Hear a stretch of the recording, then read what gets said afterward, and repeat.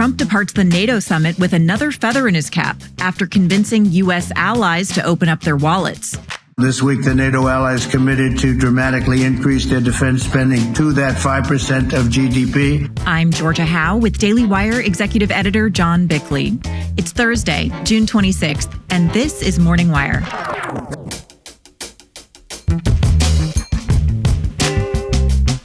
The Senate is set to vote on the One Big Beautiful Bill. Will the GOP majority hand the president a win on his signature legislation? And a psychology student blows the whistle on her graduate counseling program after it turned into a crash course in sexual fetishes. My final straw was a sex dungeon tour in which a woman was flogged, gagged, and wrapped bare in plastic. Thanks for waking up with Morning Wire. Stay tuned. We have the news you need to know. I've discovered this incredible tool that gives me real-time insights into my metabolism through something as simple as my breath. It's called Lumen. Lumen is the world's first handheld metabolic coach. All you got to do is breathe into it first thing in the morning and you'll know exactly what's happening with your metabolism, whether you're burning fats or carbs. Based on your measurements, Lumen creates a personalized nutrition plan just for you. Since your metabolism is basically the engine behind everything your body does, whether it's working really well, you get all kinds of great benefits. You'll find it easier to manage your weight, you'll have more energy throughout the day, you'll see better results from your workouts, and you'll even sleep better. That's a big one. It all connects back to having a healthy metabolism. I just breathe into it before and after workouts and meals, and then I know exactly what's going on in my body in real time, and Lumen will give me tips to keep on top of my health game and improve my metabolic health. It's so simple yet so insightful for creating healthier habits in my life. The warmer months are coming. Spring back into your health and fitness. Go to lumen.me/wire to get 10% off your Lumen. That's lumen.me/wire for 10% off your purchase. Thank you, Lumen, for sponsoring this episode. In a significant foreign policy victory for President Trump, European allies agreed Wednesday to his demands that they increase defense spending. Daily Wire senior editor Cabot Phillips is here to break it all down. So, Cabot, the annual NATO summit wrapped up and Trump got his wish. What happened? Yeah, President Trump was still taking a sort of victory lap following his successful strikes on Iran and the subsequent ceasefire.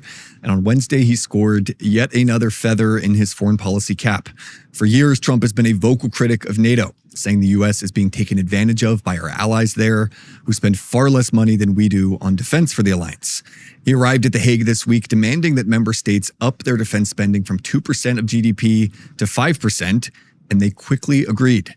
Leaders from all 32 NATO states signed a declaration committing to, quote, invest 5% of GDP annually on core defense requirements, as well as defense and security-related spending by 2035.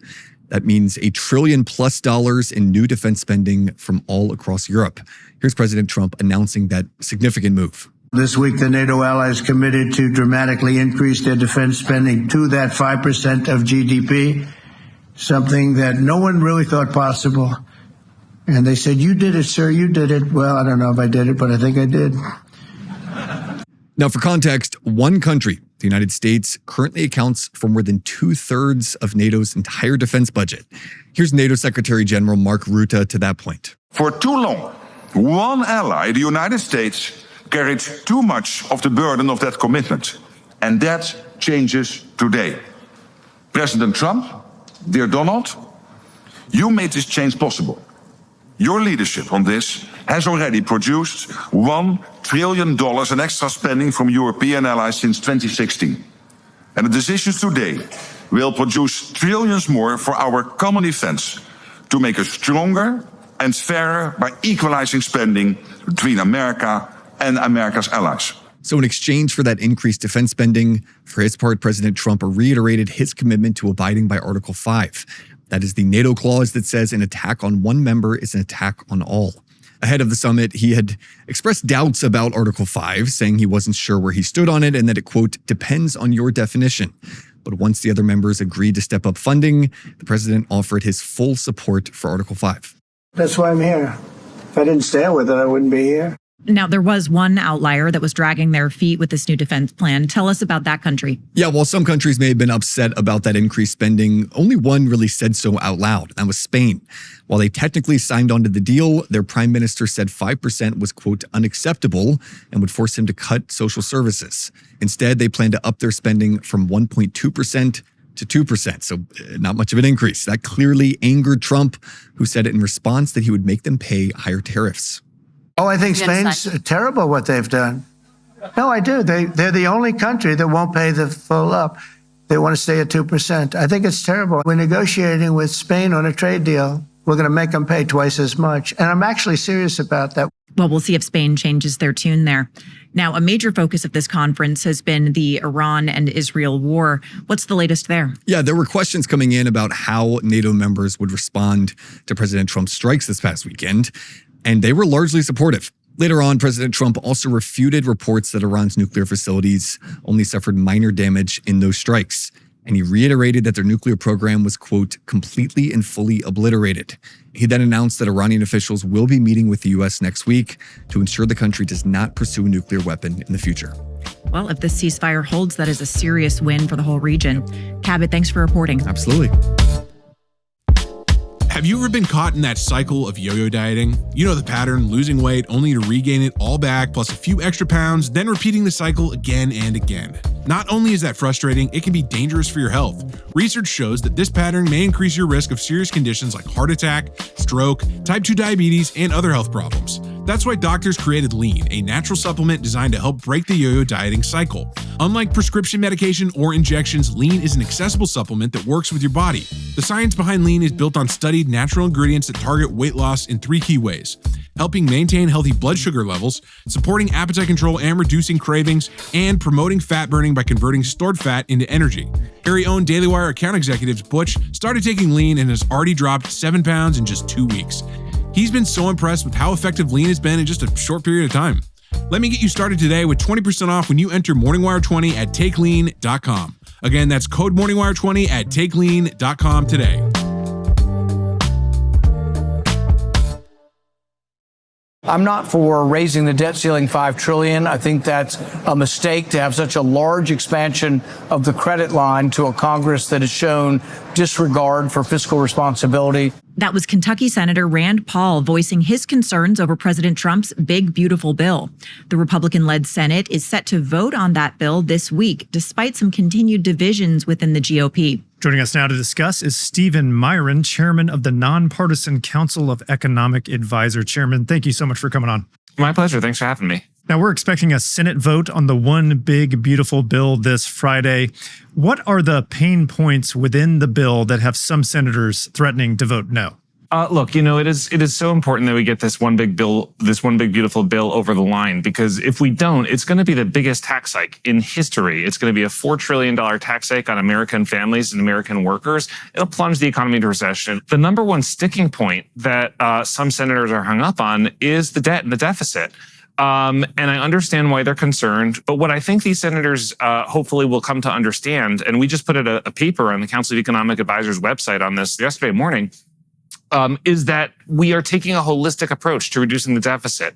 And there's been, I think, too much of a focus on the score from the Congressional Budget Office, which really looks at only a small part of the deficit picture. It just looks at sections of the bill in isolation without thinking about the big picture. But the big picture is there's lots of stuff that's going on to reduce the deficit. And what are those exactly? Can you unpack that for us? So on our calculations, we're going to reduce deficits by about $8.5 to $11 trillion over the 10-year budget window. Now, those are absolutely huge numbers, but let me tell you how we get them. First of all, better economic growth. Economic growth boosts revenue for the government because more economic activity means more income. More income means more tax revenues. More tax revenues reduce the deficit. And so the best way to reduce the deficit and debt is to grow the economy. And there are very powerful incentives in there for creating economic investment, right? Things like full expensing of factories, full expensing of equipment and R&D. Those are extraordinarily powerful incentives to get firms to invest in America, to get firms to invest in American economic growth, to build new facilities, new sites, new factories, and hire new workers. We're cutting red tape everywhere we can. There's also lots of revenues from tariffs, right? We'll get about $3 trillion of revenue from tariffs over the next decade. We'll get about $1.5 trillion of savings from discretionary budget cuts to waste, fraud, and abuse, right? These are the things the White House has laid out on its budget a few weeks ago. So you add all these things up, you get to about $8.5 to $11 trillion deficit savings over the 10-year window. It's really, truly historic. All right, so you're arguing that when the CBO says the bill will add $3 trillion to the debt over the next decade, it effectively fails to take into account the growth aspects of the bill. CBO just ignores growth altogether. CBO is also ignoring in its score tariff revenue, right? Tariffs are bringing in hundreds of billions of dollars of revenue every year going forward. So tariff revenue raised from foreigners to pay for tax cuts on Americans is just amazing policy. Now, Trump touts this bill as pro-family, pro-business, and pro-worker. How do provisions in this bill help the average American? So the number one best way to help the average American is to create an environment in which the economy is booming and therefore firms want to hire them. And that is what this bill does. Deregulation, creating a pro-business environment in which businesses are expanding, and expansion requires more workers. More workers require more wages, right? And so workers will bid up for employees. So this is a blue-collar boom aimed at working Americans. It worked in the past. It'll work again. Americans know that, and that's why they overwhelmingly voted in a landslide to give President Trump a second term. We'll soon see if the GOP gets the votes to pass this. Chairman, thank you so much for joining us. My pleasure. Thanks for having me. The following story is not appropriate for younger listeners. A California psychology student training to be a therapist is blowing the whistle on alleged ideological bias and required sexual disclosure in therapy training. Naomi Epps Best says she was required to write a sexual autobiography and was subjected to gratuitous amounts of smut in one of her classes. Daily Wire investigative reporter Mairead Elordi has more. So, Mairead, this is a crazy story. What is this graduate student claiming is happening at her Catholic university? Hi, Georgia. Yes, so Naomi Epps Best is a graduate counseling psychology student. She's 26 and she's a wife and mom of a 1-year-old. And earlier this month, she decided to go public with allegations against Santa Clara University near San Jose. We interviewed Best about this situation. Here's what she said happened in her human sexuality class. I immediately discovered in the syllabus sadomasochistic erotica, a crassly written pornographic illustration guide, and the final exam was an 8 to 10 page comprehensive sexual autobiography. When did I start masturbating? Chronicle my sexual past and present. I requested an accommodation not to complete this sexual autobiography, and I was denied. I went up the chain to the professor, the chair, the dean, the provost, the president, the Title IX office, the campus ministry office, and the ombudsman, and I was met with institutional indifference to my ethical concerns. Best said she still had to take the human sexuality course to graduate, so she enrolled again and asked for the accommodation that she had heard was offered to Muslim students, that is, to take the class remotely.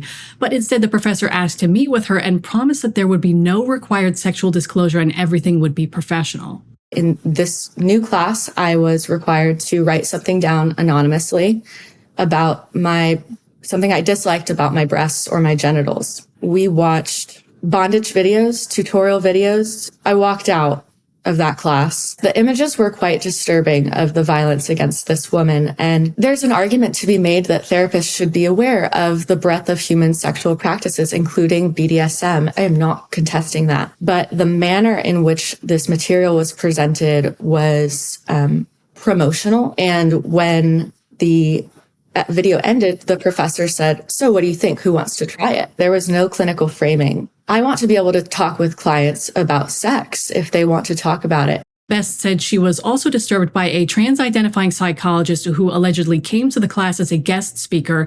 And she also said the main professor, who goes by they, them, talked about attending kink festivals. That person also described their own erotic response to viewing themselves in the mirror. And that level of personal sexual disclosure from a psychologist is unethical. Best said she went up the chain at Santa Clara University, but her official complaint was ultimately dismissed. I filed a Title IX complaint alleging quid pro quo sexual harassment because they were requiring me to write my comprehensive sexual autobiography as a condition of receiving a degree. We reached out to Santa Clara University, and they claimed their human sexuality class has been taught with a similar approach and similar assignments since the mid-1990s. And the school said, quote, "We do not agree with many of the students' public assertions about the class," and that, quote, "people who were present dispute Best's characterization of classroom discussions and course content." Psychology and counseling has been ideologically captured. That means that there is one permissible worldview for upcoming therapists to hold. and it is grounded in critical theory. This is happening at educational institutions, training grounds, in professional bodies, and licensing and accreditation bodies. We need a set of therapists with diverse worldviews and, more importantly, tolerance for people with diverse worldviews, including traditional and religious ones. Well, it's hard to shock me at this point, but this did. Mairead, thanks for reporting. Thanks, Georgia. Thanks for waking up with us. And if you're watching on YouTube, like and subscribe. We'll be back this evening on Daily Wire, Apple, Amazon, and Spotify with the news you need to know.